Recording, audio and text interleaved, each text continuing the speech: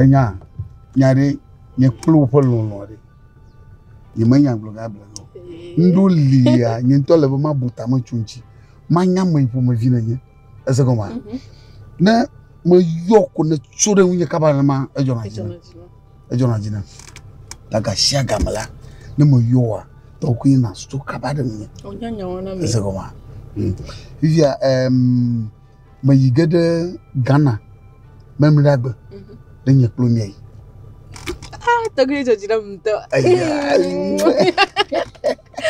Yai ezia. Ejojina ngogore nta. Tane mo yo kwa. To yin na no ready na no gbeso so no. Ezi. Oh. Awe. Yo. Mako. Anyo. Mako gade no ari.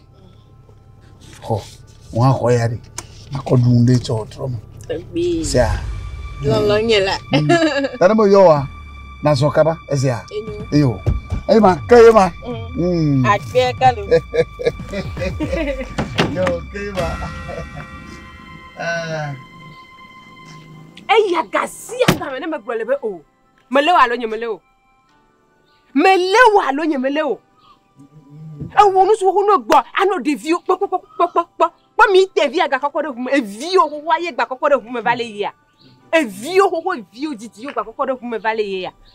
E wo gbe fu kaka lo medua kaka me sia me doko me ba di kokona mo wa di le kwa me bai pono ni me je si non via me je si le fika e to nye be via me je si le fika la ka tu nya o fia kon ha la ka nya o la ka nya wa fia wa no fia kon da sia mo bo vie ngune ba ye ma da si le si beleke da be me je si non via wa me je si le fika me je si le fika to be via alo no be vie si ngade awula nuka wo me je si non via le go chopu bulo boy agbedo ko efo e wele me kaka go adonu grosso leke bejo suro wa magaje si gba o bejo holo nye suro wa magaje si gba o bejo ma ja foku de gogolmite plemo e ble do ki do mo dadi ha ye me kula mo bo via nya bono de me nya e ble na mo de kaka oji body vide ha babare ma la je e bejo boy mi le ya mi ke nchama do yibejo apo ma do gbe ne la nani se nani Pono nya wona ndo garu mare mi yila wona ndo garu ma fa na to ma fa jino la mi yila mi yibejo apo la manda si go won no li fera to mananto so mo be vi me ko ba me ko wa to ndo wo ha mo be ti manda si go won bejo anto ya yo mala oh bejo no mala ka allo c'est ya bejo fika la poma oh c'est awo imela ko more mo la tiate mo fia ko mi no ya homare le atiate da atiate te fia ko mi no ya homa mo ma no ire fuma le tie enyanka o gele fia awo nanja gba na butu na ji plaster na lanku na ji doctor obu na blata aba me ke ni jafoku na blabo na blati ko na tembla kwa de ma ji plaster ma lanku ma blabo aba me ne jafoku na sia mo gbona fifi le ayo merci ma mi ta ma bia go wani fa ko ma se go mo gbona merci sia ni papo no nyimbi gbona na mo bo vi wona ba na mo bo vi o ko na ba na no vi fa sia yo afo bye bye wudu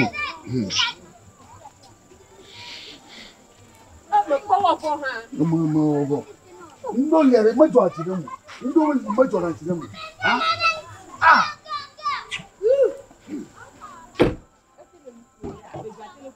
au bon vivi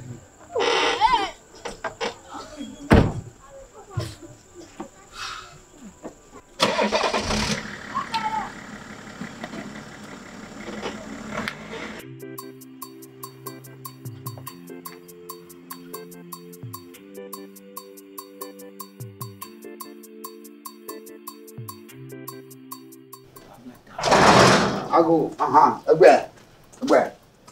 Bon mon dia. Agbe. Bon ni do mala. Oh, Fuseni. Oh. Fuseni. Agbe.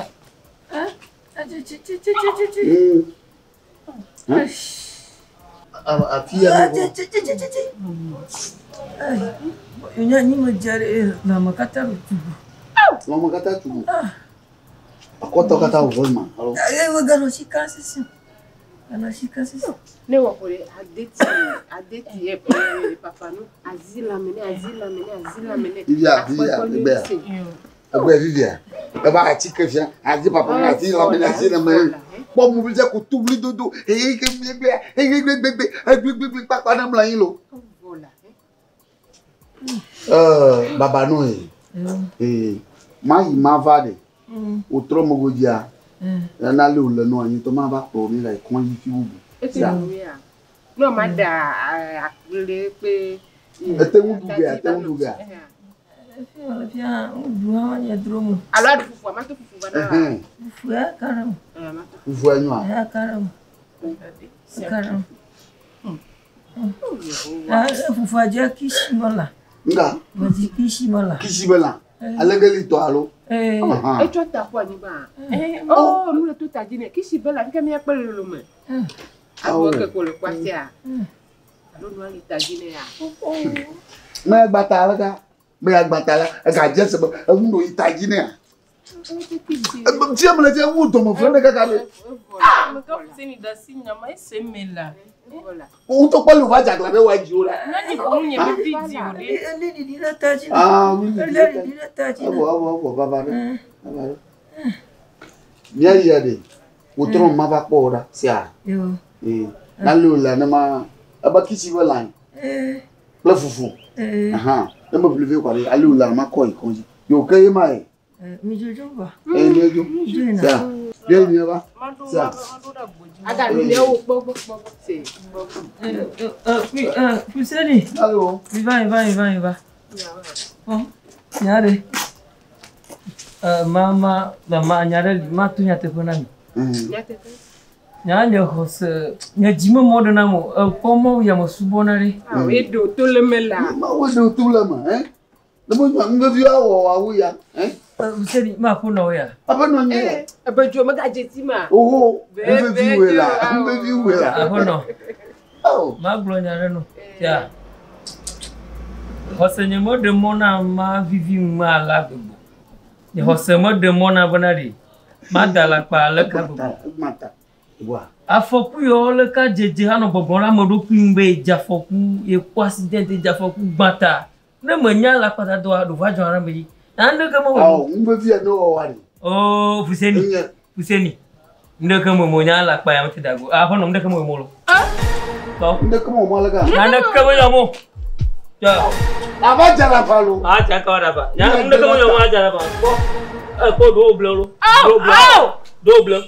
Namai na au mia baba janyu ni ma dokuma la mo ma blata ma ko ka do afo bagana la an mo fi on fona me bo dokuma liyo ma blata ma bango file bona ni ma janyu ko me Fuseni ka go me ba tu goje dia ma ka me Awo abuboje me ka bo di nda ma ka fika ma asuraye